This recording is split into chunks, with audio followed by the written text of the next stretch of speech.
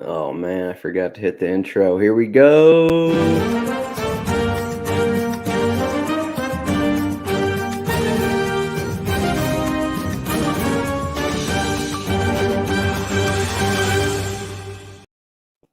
Hello and welcome to Kits and Wagers. I am Adam Zdroik, joined by Chris Owen. We're talking Boxing Day, Game Week 19, and I guess we're also talking about Manchester United and Newcastle, which is on Tuesday, not on Boxing Day. Before we get to that, are you looking for NFTs that are both fun and of actual utility? Try So Rare, the largest NFT-based fantasy game. You can collect, trade, and compete with officially licensed digital cards of soccer players from over 180 clubs on So Rare. That's SORARE.com. Chris, we got a different Liverpool kit. I don't know how this is probably your 10th Liverpool kit you've brought on to the show. So let's hear about it. What's the occasion here? Adam, great to be back. We had a slight break here over the past week. We had been going about every 2 to 3 days, recording at night, doing things, that we weren't typically doing here. So it's good to be back. It's a beautiful, we're December 23rd. We're recording on a Thursday here. It's nice morning. I'm here in sunny Wisconsin. It's cold. I didn't miss the cold whatsoever. And you're right. I am in probably like my, eighth Liverpool kit. But the thing is Adam, there's a lot more of these to come. I've been trying to vary it up, because I can't be the guy who hops on the podcast with like a Liverpool kit every week. So, but here I am. This one's not actually mine. As I said, I'm home here in Wisconsin. My dad is also a Liverpool supporter, kind of by proxy, and so I'm sitting here in the Ronald McDonald uh, color your Liverpool kit. I think it's like maybe 2009 ish. So that I think it's around that year, around that time. So, and they thought the color. I mean, Liverpool's had this color scheme many times over the years, but they keep bringing it back for some reason, and it just keeps on looking worse. But they actually have this color scheme this year too for like their alternate kit. But that's what I'm rocking. No game this week due to COVID postponements, but other than that, just happy to be home. Happy to be talking a little Premier League here with you, and we're getting more than 4 matches this week, which is good for us. Yeah, I was gonna say, I feel like Liverpool's played with the McDonald kit at least once this year. I don't know if it was Champions League, but I feel like I remember seeing it at some point already. Was it against Arsenal? I want to say maybe that where they That would played. make sense. I mean, if Arsenal's going with the red or something, and then Yeah, they mix it up, go with the I think we yellow. might have done it against So I Arsenal. guess if that's the case, they're 1-0 in it. I don't know. Yeah, I'd have to look back. I mean, it's not I my mean, favorite kit, but yeah, we'll make do. we're just making up numbers here, but yeah, I'm going. I mentioned last podcast, which it feels like more than a week ago, but it was a week ago, just because we had all these podcasts back to back. But so I mentioned about the RotoWire kits, so I decided just to pull out the RotoWire. We'll call this the RotoWire warm up kit. Yes. Got the nice Under Armour, so very athletic.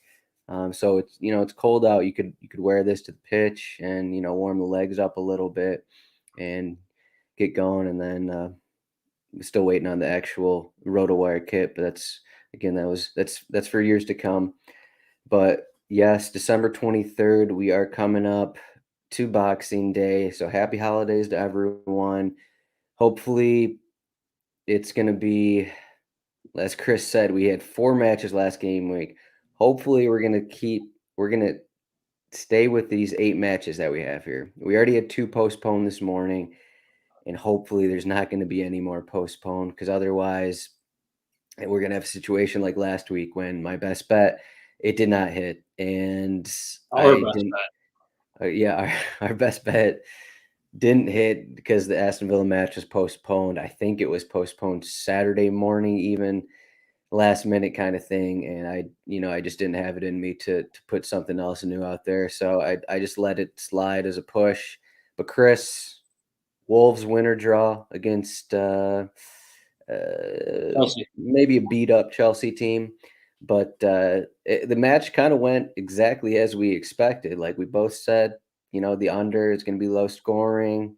Maybe one team will get a goal, but it was going to be low scoring, and that's exactly how it played out. And your bet won. I forget what the exact odds were, but it was probably plus I don't know, 140 or something in that range. Yeah, the Wolves double chance was plus 165. So pretty happy with that one. We talked about it on the last podcast. Chelsea not playing their best. They're banged up. Everyone's pretty banged up. Wolves just know how to grind it out. They know how to keep other teams out of the net. We ended up in a 0-0 draw there. So yeah, pretty pleased with that one. And we'll try to keep it going this week. And for better or for worse, we didn't get your bet, but we'll try to get another one in this week. Yeah, I guaranteed that all my best bets would hit. So far I am 0 for 0, and it's not a loser. So that's okay. What That's what we're going at. what happens? You guaranteed it, but like, what happens if they don't hit? Like, what's what do like? Do you have to like eat like 10 cookies or something like that, or what? I probably already eat 10 cookies a day, so let's make it 11 cookies. Okay, Is that a okay, good deal? that's fair. I can work with that. All right, so it was kind of a pain trying to determine, the three matches we wanted to talk about because we already had those first two postponed earlier today, Leeds Liverpool, and then Watford Wolves. I mean, if you're looking on YouTube, you'll see that the original graphic for the show was the Watford Wolves match, but Watford's still dealing with injuries or COVID, sorry. And so, we had to decide what teams we wanted to talk about. Half of them are dealing with COVID, half of them are dealing with injuries. So we decided on we're going to start with this Tottenham. They're home against Crystal Palace. Tottenham are minus 135 to win. Crystal Palace plus 390. Draws plus 385. And the over under here is even across the board, minus 110 for over 2.5 goals, minus 110 for under 2.5 goals. And I think so. Tottenham, I guess the difference here between these teams is Tottenham have played. So they returned from COVID. They've played two matches without rotating too much since Crystal Palace had played one.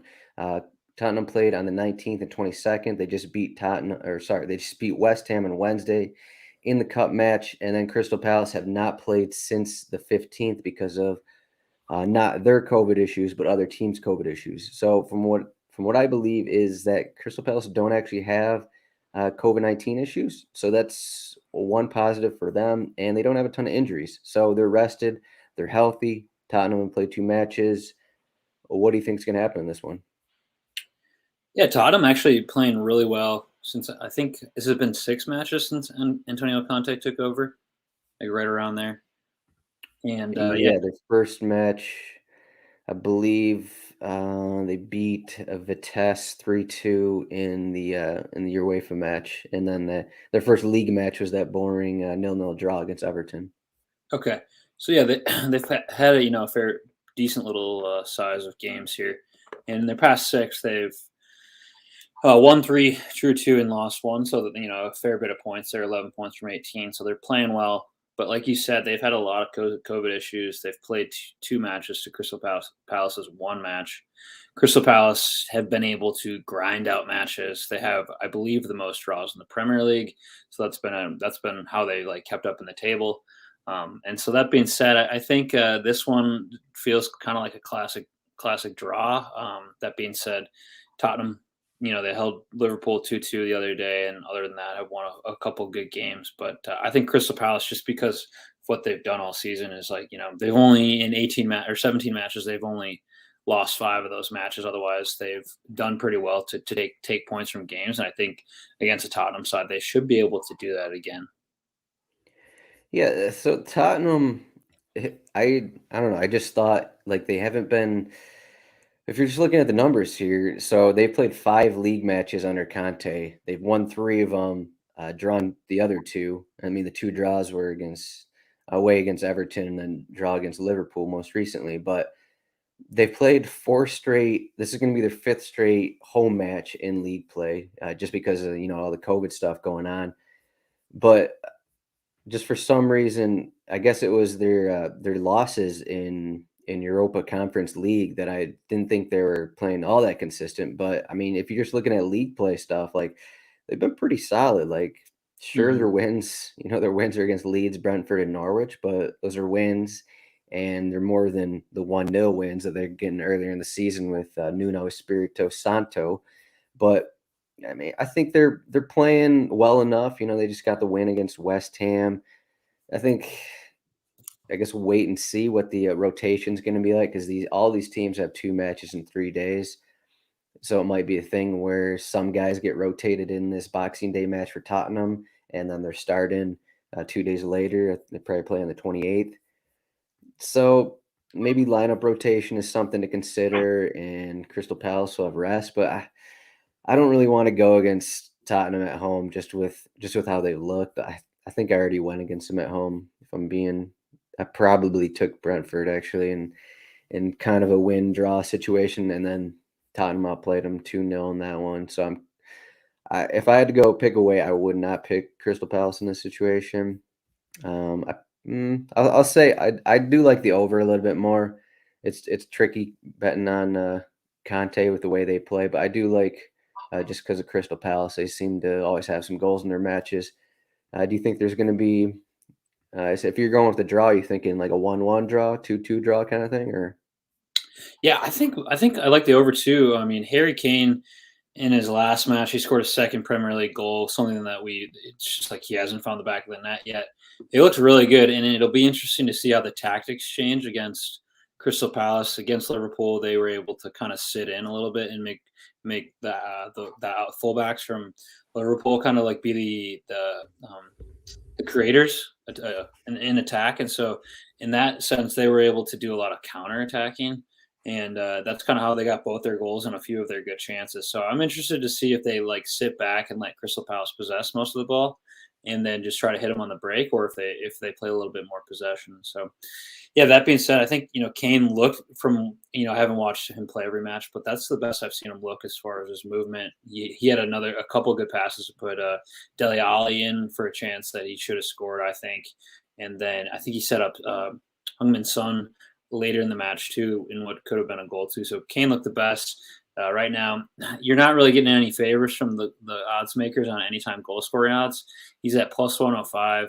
And then first score, last score is plus 280. So if you're looking at any of the anytime goal scorers, Harry Kane just starting to look a little bit better, a little bit more alive, and yeah, I think if this game is going to be anything, it might be like a 2-1 or a 2-2 or something like that with a couple different goals, just because Palace have shown that they can fill it up. I think they're either seventh or eighth in the Premier League in terms of goals scored. So just a team who's been able to fill it up all season against some tough teams. And I was looking earlier, and their only losses this season have come against some pretty good sides. They lost 3-0 to Chelsea, 3-0 to Liverpool. They lost to Leeds 1-0, and then Man United 1-0 as well. So some top 4, top 5, top 6 sides there. So Tottenham could give them trouble, but I think that Crystal Palace will be able to hang in there well enough. Yeah, just in terms of their most recent match, so they played Wednesday. They beat West Ham 2-1. Uh, they rotated some guys like Son Heung-min. He played 30 minutes off the bench. Dele Alli played 13 minutes off the bench. So they got a couple guys that got some rest, but Lucas Moura started. Harry Kane went a full 90, and it looks like their 3 center backs are pretty set right now because Romero's hurt. So they're not changing Davies, Dyer, and Sanchez. So seems like those guys will be going full 90s in every match. So maybe there'll be some wear and tear in their legs. Maybe there'll be some fatigue. So that's one thing to look at when those lineups come out, see if there's any changes. But maybe a draw. I don't know if I'd be willing to take Crystal Palace straight up at plus 390. Yeah, But I'm not brave enough to do that myself. And I mean, there's a couple other good opportunities here that I'll get into in my best bet. But yeah, I think this will be a fun game to watch at the very least.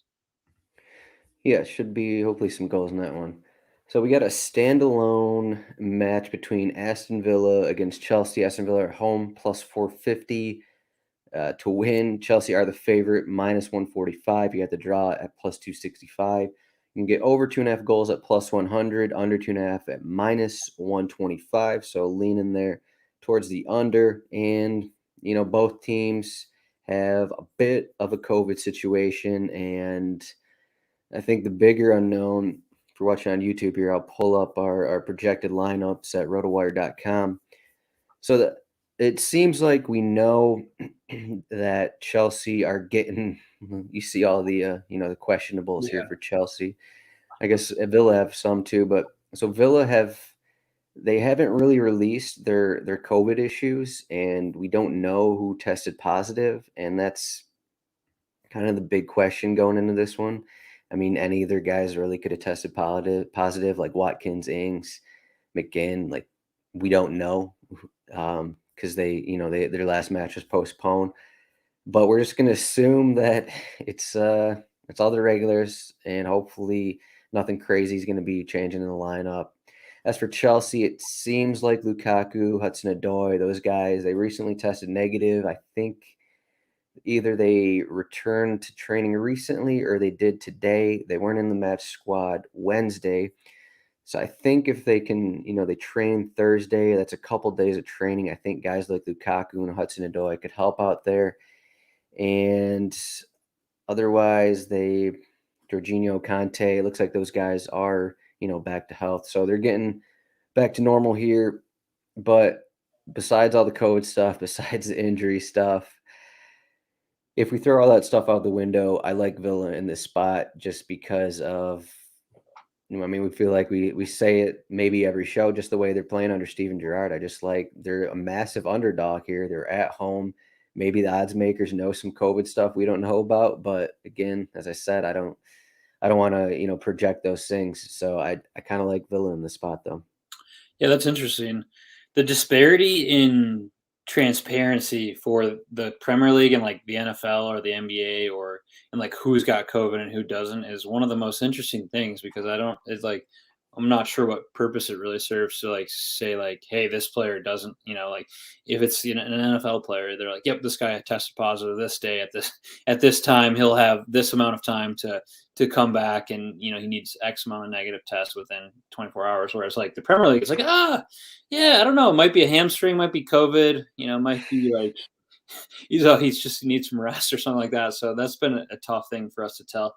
Yeah, in terms of this match, we've said it. Villa playing pretty well, racking up some points pretty solidly in the middle of the table now.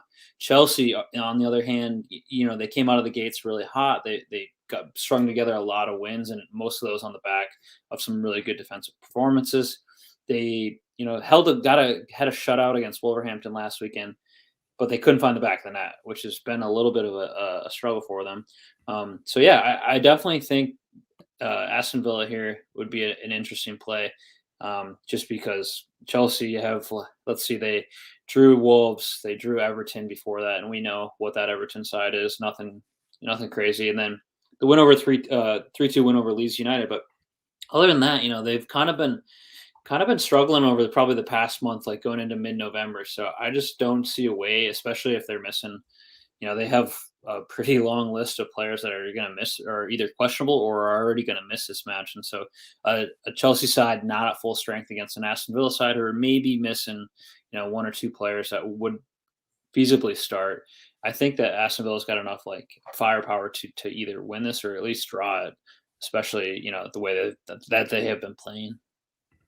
Yeah, Chelsea. I mean, they're coming off the cup win against Brentford, and they had a lot of their backups in that game. And sure, that's a fine win, but Brentford, they're not playing their best right now. And I don't know if they've played like a really solid match. Like they haven't had the big matches like Manchester City have recently. The big wins.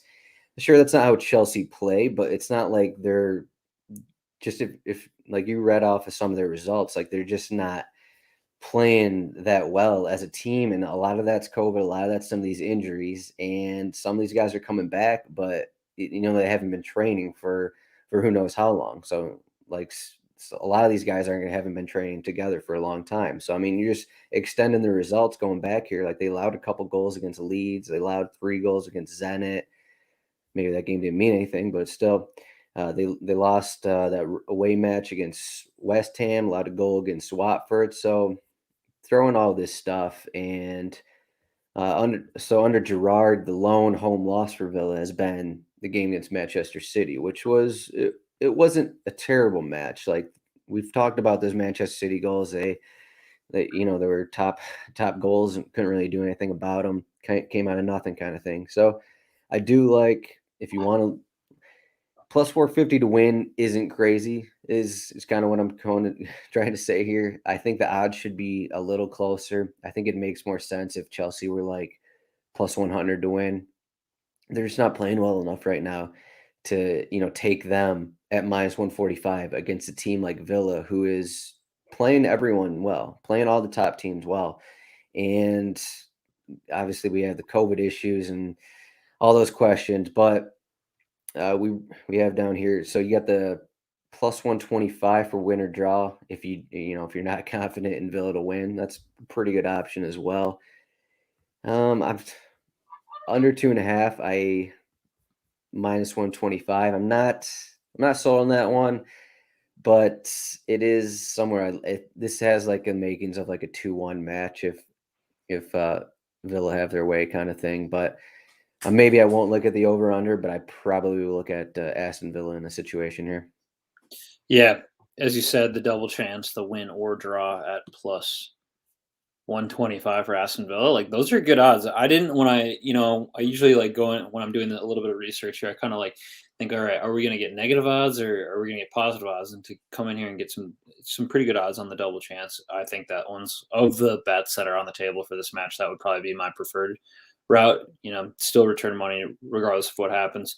Plus 450, that would obviously pay out pretty well, but I think Villa have played well enough to at least earn a draw.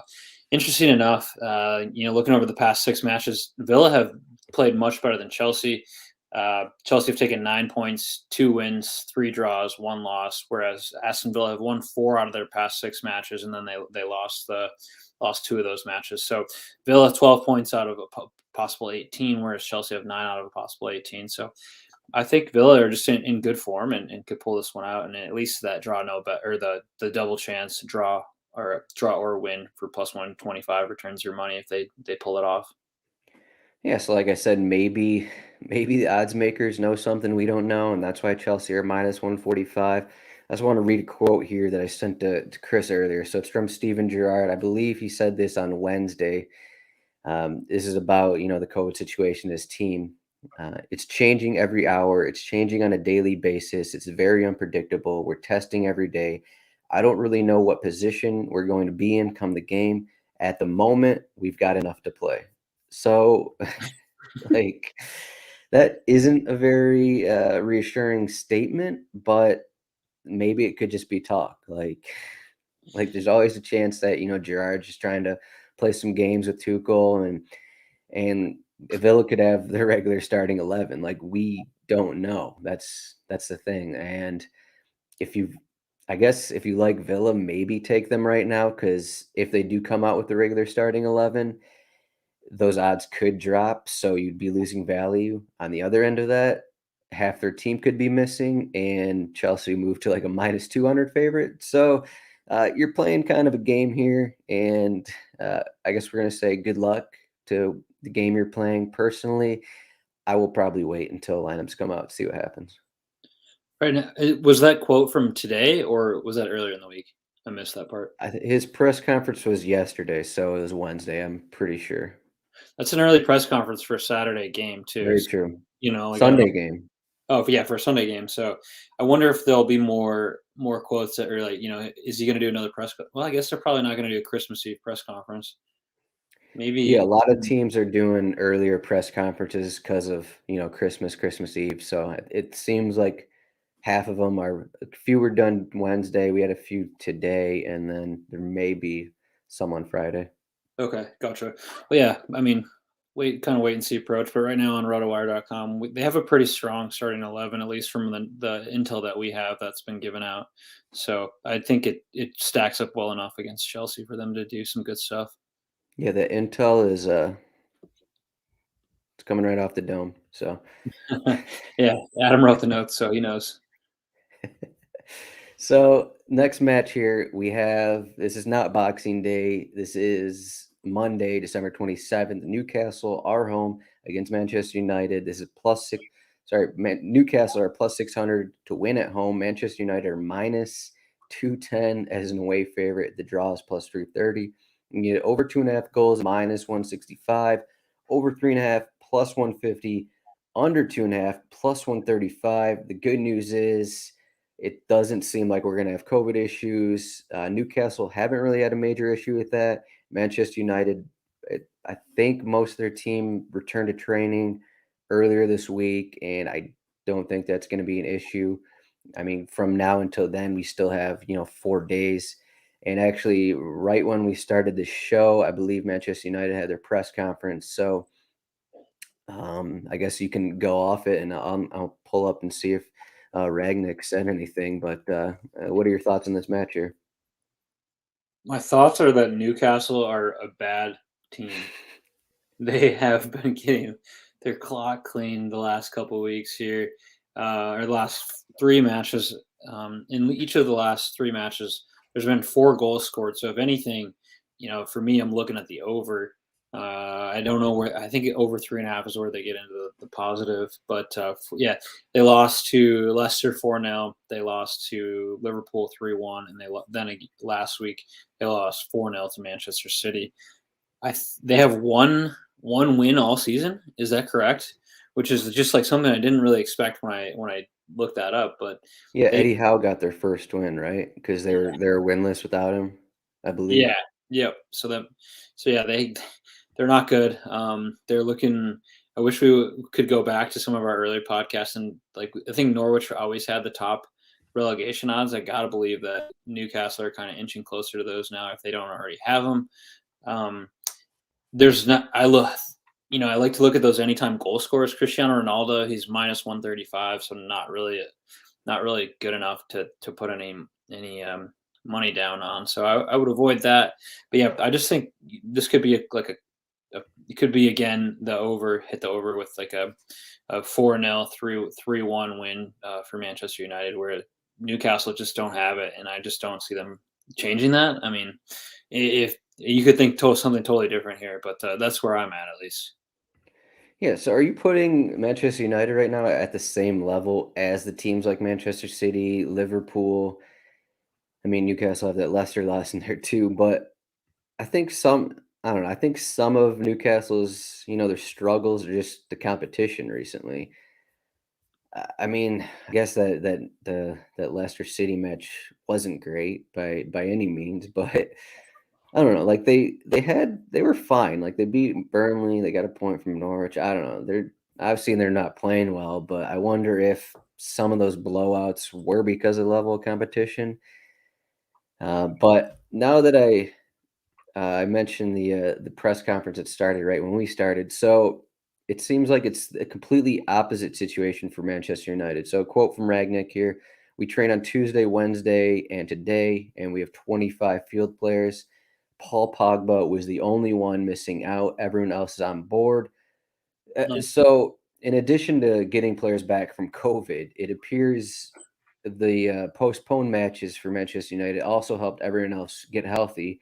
So if Pogba's the only one out, Varane's going to be an option. Cavani, Martial, Wan-Bissaka, all their injured players are going to be available again. I guess that I wonder if the odds were juiced as before our show here to reflect that, because they are minus 210, but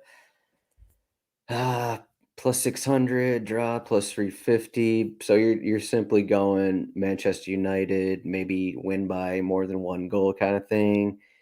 Anytime goal scorer, you have any preference there? Ronaldo minus 135, probably too high up there to take, but Yeah, that's a little too high for me. I mean, if I had to go anywhere, I'd go a little bit further down to like Rashford at plus 160.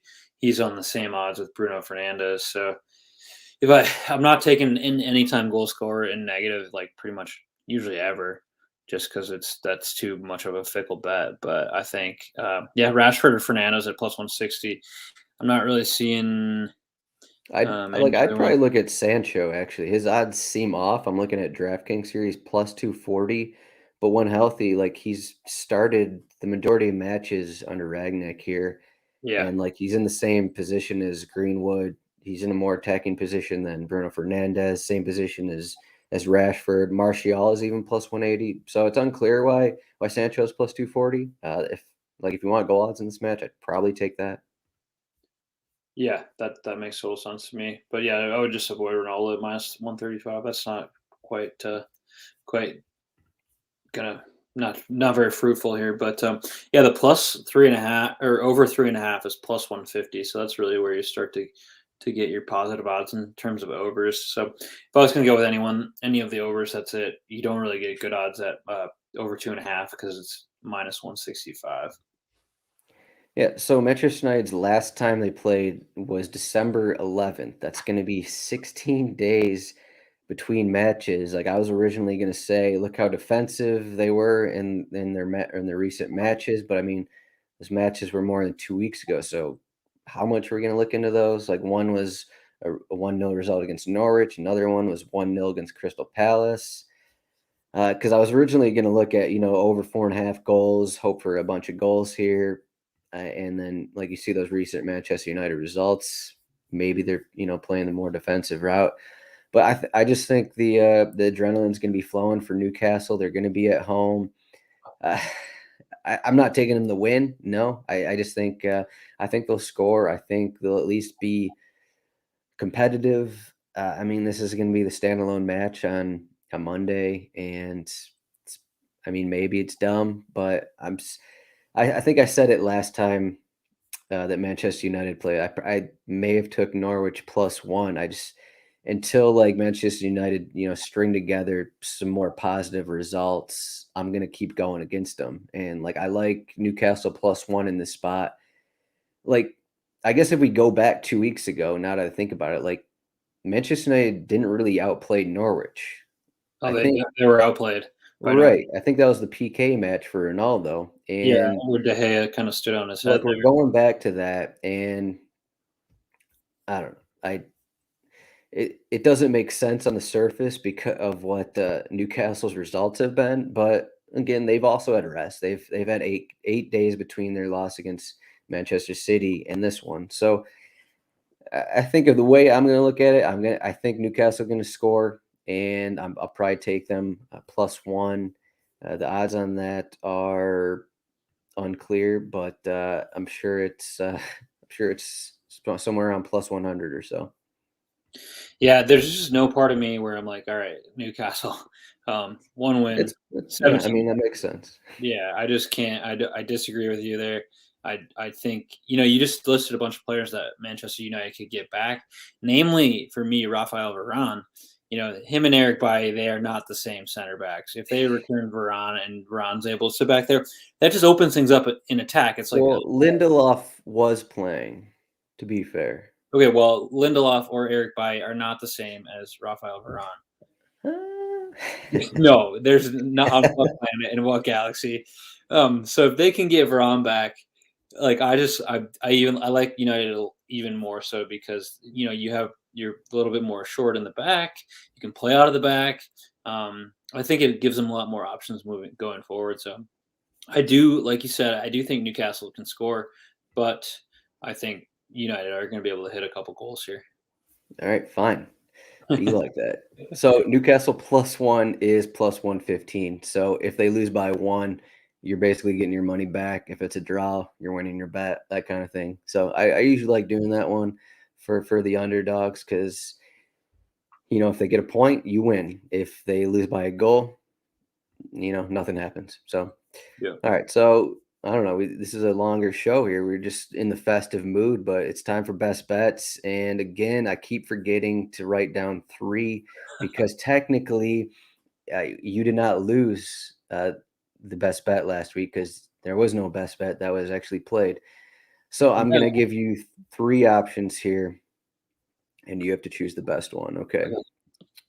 So the first one, my original best bet here, West Ham minus 115 to win. They have Mikel Antonio, Eric Cresswell. They may not play. Antonio tested positive for COVID-19 last week. But the thing here is I just like West Ham against the teams that, aren't in this top six kind of thing. And I think they'll be fine. They've won their last four at home against Southampton by a combined 12-1 scoreline. So I feel pretty comfortable about that one. Minus 115 is the main reason I pulled those odds up, because I feel like that should be closer to minus 150 or so. The next one, Burnley are home against Everton. Everton may don't. Rafa Benitez recently said he had 9 outfield players available, uh, and the Premier League already looked at it and said no, this match is going on. So I started writing my article yesterday and Wednesday. Burnley are plus 140 to win. Burnley are currently plus 120. So I still like it. Burnley to win plus 120. I know Burnley don't have a ton of wins, but let's get festive. Boxing Day, home match, Burnley to win. And then going to Brighton and Brentford, and that is the beautiful standalone late night match on Boxing Day. Brighton are home. I'm just going to go with the simple no on both teams to score. That is minus 115. Pretty much both teams have struggled to score all season, and I'm just going to go with that. It's minus 115 odds on there. So if that was getting to closer to minus 140, I probably wouldn't look at it. But like Brentford, Brighton, these teams, I don't know what the exact goal odds are or how much they've scored. Actually, let me pull it up. I'll help the fans out. So Brentford, they've scored 21 goals in 20 matches. I assume that's less. A lot of those were earlier in the season. As for Brighton, they have 14 goals in 20 matches. So there you go. No on both teams to score minus 115. What is your pick out of those three? Well, luckily, Adam, while you were talking, I was writing these down. So otherwise, I would have, been totally lost in my own brain here. Yeah, some interesting bets. I got to think about this real quickly. A little bit of yeah. I think I'm going to toss out the Brighton Brentford bet. I think it's a good bet, especially with Brentford returning Ivan Toney. Looks like at least we have Toney back in our. He played like 30 minutes off the bench yesterday Okay. against Chelsea. Okay, in that league. Okay, makes sense. Okay, well, yeah. So I mean, that's an interesting bet. But yeah, they're kind of both teams are looking relatively healthy. I mean, Brighton, I guess, are missing some players in Pascal Gross. So, but regardless, I'm going to toss that one out. It's not my favorite bet. Next one, I think I'm going to, Everton playing so without a lot of players. It's very intriguing. You said the odds went down to plus 120, so I think if you're going to, Mainly because of like all the Everton issues going out. yeah. So I think if you're going to get on it, you got to get on it now because it might even get worse and or postponed. So that's potential. But just the one that I like here is West Ham. That I'm going to lock in for your best bet is West Ham to win at minus 115. Like you said, I think those odds should be a little bit higher, and they're playing at home. They're good, as we mentioned. The home teams have been, pretty dominant. In like Southampton's not particularly great going away either. So, I'm going to lock it in for West Ham minus 115 to win. All right, yeah. And it looks like Caballero is going to start for Southampton again, so that furthers the bet there, minus 115 on West Ham. So, Chris, you hit last week. I'm not sure what run you're on here, but what do you got for us? I think I'm on a 1 week winning Oh, streak. okay. So that's not Yeah, even a we streak. both lost 2 weeks prior, I believe. Yeah, yeah. I thought Norwich could beat Aston Villa or for some Yeah, unfortunate that sounds right. reason. So yeah, we're not going to do that one again. But I hit the draw or the double chance, the draw or win with Wolverhampton last week, and looking at it as when I look at them now, it's like, all right, if there's anything that's kind of plus odds, they're kind of fun because it's like you got two of three options there that you're going to cover off. So that being said, as we talked about the Aston Villa Chelsea match, I became even further intrigued about Aston Villa double chance plus 125. Though that's not what I wrote down to start the show. That would be another good bet if you're going to if you think I know anything about soccer. The one that I'm going to lock in here though is we talked about it Uh-oh. to kick off the show here. Crystal Palace double chance is plus 115. They've got 5 losses in 17 matches, and those have come against some pretty quality sides. Chelsea, Liverpool, Aston Villa, Leeds, and Man United. So I don't know if Tottenham are quite on the level of 3 of those teams, but I think that Crystal Palace, just their ability to grind out results, I think that they can do it away at Tottenham. So I'm going to lock them in at double chances plus 115. All right, you're sticking with it. I tried to sway you from it, but we're sticking with Crystal Palace away from home. Just gotta hope that they're rested up and Tottenham are not rested up. Maybe Harry Kane's not even going to start this match. So on the other side of that, I think it's likely Sung Min does start and he could be the central forward. But that hasn't worked out in the past. So there's ways here for Crystal Palace to come out with some points, and that's Chris's best bet. As he chuckles and laughs at my best bet. Shout out to my co-host here, just laughing in my virtual face. Hey, you have a better record than me, so I shouldn't be laughing. I apologize. Um, It's Christmas time. yep, happy holidays to everyone. So that's our Boxing Day show. But Chris wants to start up the end of show segment here. We're bringing to everyone cookies and wagers. Chris, take it away here. Yeah, so holiday time, it's a time to throw out your diet, throw out, exercise if you can, but most importantly, you got to hit the cookie jar as many times as humanly possible. And like I said, Adam's going to eat 11 cookies later this week when one of his bets might miss. But for me, I love cookies. I like any normal human being. And what I was just curious, Adam, here. What is your favorite? Whether it's Christmas cookie or like holiday time cooking is. What's one that when you're going into the cookie jar or the dessert table, what's one that you can't miss? Yeah, I think the must for me. So I grew up with chocolate covered peanut butter balls. I believe some people call them Buckeyes, but here in Michigan we call them chocolate covered peanut butter balls. But just the combination of peanut butter and chocolate, like you can't beat that. It's so simple. Like you got these mainly two ingredients, and I just grew up on those, and it's still my favorite to this day. So it's probably been my favorite for I don't know 99% of my life. So that's that's uh that's my favorite. You have a personal favorite here for yours? Well, first and foremost, I think as the expert cookie monster here on cookies and wagers, I'm gonna put your Whoa! I'm gonna put your over under on the chocolate covered peanut butter balls for the week of Christmas at probably like plus minus 14 and a half. Do you think you hit the over on that, or is it appropriate? Yeah, so when my extended family gets together every year, uh, every sister of my mom's bakes cookies. So like there's probably 20 different varieties of cookies that come onto this monster cookie plate that gets refilled every day.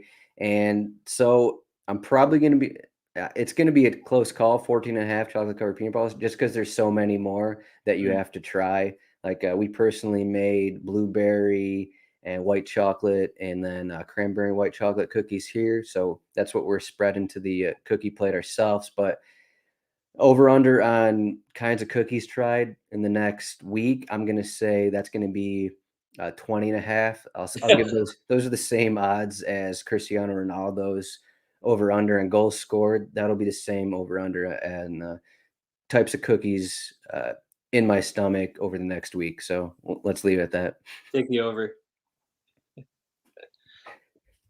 So, yeah, what's your cookie then? What do you got? My cookie is that's the two different things here. One's not really a cookie, but one's it's kind of like your peanut butter blossom or your Buckeye. That's also The very expert cookie analysis says this isn't a cookie? What's going on? well. It's okay. Let me just explain it. It's more of like a turtle. But like, have you ever had a poor man turtles? They're called. They're like you get the pretzel, you get the Rolo, you put the Rolo on the pretzel, you bake it for like a minute or two, and then you put an almond on top, and they're called poor man turtles, or at least that's what my family has called them. But Wait, that sounds like a regular turtle. yeah, pretty much, but it's a pretzel with a Rolo, Oh, a and then an pretzel. Okay, all okay, okay. and then you, like, bake it for, like, 2 minutes, get it melted, and then you put the almond or, pecan or whatever your fancy is on the nut, and, you put that sucker on there. That's a close second. Number Okay. 1, though, is The As you mentioned, peanut butter and chocolate is forever a undefeated combination. For me, it's the peanut butter blossom, and what that is, it's a beautiful cookie. A lot of peanut butter involved, a lot of cookie involved. You roll it up into like a kind of a ball, and perfect Ah, square, okay. and then you roll it around in sugar, like fine sugar. Put it on the baking sheet, cook them for whatever it is, 10-12 minutes, and then you get your Hershey's Kiss. You put that sucker in the middle. They're like divine. I'm over 14 and a half on those suckers. Like I can eat a lot of those. Uh, yeah, so I've been eating these my entire life, and I think this is the first time I've heard peanut butter blossom. So we just Yeah, got, so I grew up in Michigan. Chris grew up in Wisconsin, I believe, yeah. and so just across states, we have just these. So I just Googled it. The cookie originated in Ohio, so there you go. It was an entry in the 1957 Pillsbury Bake Off contest. What do you call it in Michigan?